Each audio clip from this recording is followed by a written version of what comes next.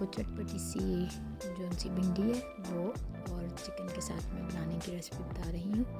बहुत आसानी के साथ मैं बताऊँगी, ये रेसिपी ज़रूर फॉलो करिएगा। ये मैंने पहले चिकन को ऑयल गरम कर लिया था, उसमें मैंने चिकन को अच्छे से फ्राई कर लेना है। इतना अच्छा फ्राई करिएगा इसका कलर गोल्डन गोल्डन सा हो जाए।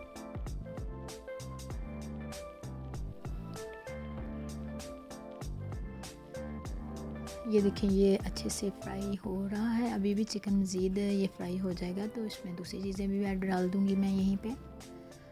अब मैंने ये टमाटर 2 बड़े मैंने लिए थे, टमाटर रेड टमाटर मैंने इसमें बारीक बारीक चॉप कर लिए थे, वो मैंने इसमें डाल दिए ताकि चिकन भी मज़ीद थोड़ा सा जो रहता है इसमें कच्चापन जो इसमें रह गया ना कि चिकन में, वो भी अच्छे से और फ्राई हो जाएगा जब तक कि ये मैश होंगे अच्छे से टमाटर। और ये मैंने यहाँ पे हरा लहसुन वो मैंने या साथ ही मैंने यहाँ पे ऐड कर दिया। इसको भी मज़ीद मैं पकाती जाऊँगी और यहीं पे मैं मसाले भी इसमें डाल दूँगी जो जो भी इसमें इंग्रेडिएंट डलने। नमक मैंने हस्बे ज़ायका ही डाला है, सूरख मिर्च मैंने हाफ़ टी स्पून और हल्दी भी हाफ़ टी स्पून मैंने इसमें डाली है। और इसको मैं अच्छे से अब पकाती जाऊँगी जब तक ये जो से टमाटर हैं वो अच्छे से सौते हो जाएंगे, गल जाएंगे इसमें अच्छे से। तो ये बहुत अच्छा, ये देखिए इसमें अच्छा सा पेस्ट बन गया, टमाटर भी अच्छे से गल गए। तो मैं यहाँ पे अब भिंडी को मैं फ्राई करूँगी।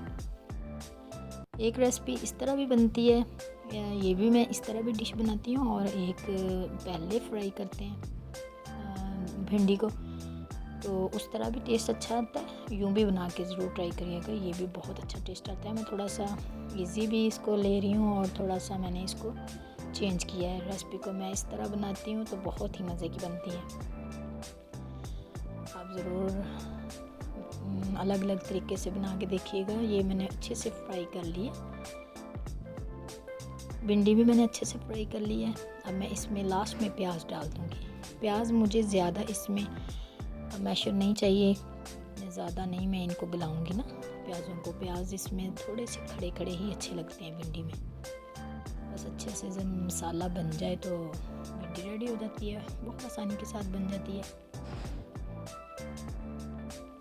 चटपटी सी मैं बना रही हूँ आज। ये मैंने ज़ीरा डाला है, सूखा धनिया भी डाल दिया मैंने इसके बीच, और मैं 2 अदद लीमू लूँगी, लीमू का रस। इमली भी डाल सकते हैं, लीमू का रस भी डाल सकते हैं। मैंने लीमू निचोड़ दिए इसके बीच। ये देखिए दोनों लीमू मैं अच्छे से बीच मैंने निकाल लिए थे इसके, और मैं इनमें डाल के बस इसको मैं दम पे कर दूँगी।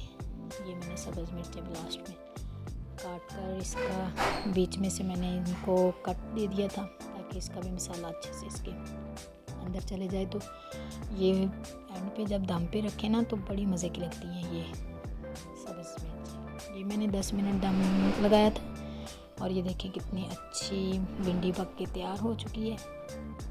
बहुत आसानी के साथ चटपटी सी भिंडी तैयार है। ज़रूर ट्राई करिएगा आप भी, मुझे बताइएगा कि आपने ट्राई की है और कैसी बनी आपकी। अगर मेरे चैनल पे नए हैं तो मेरे चैनल को सब्सक्राइब कर दिया करें।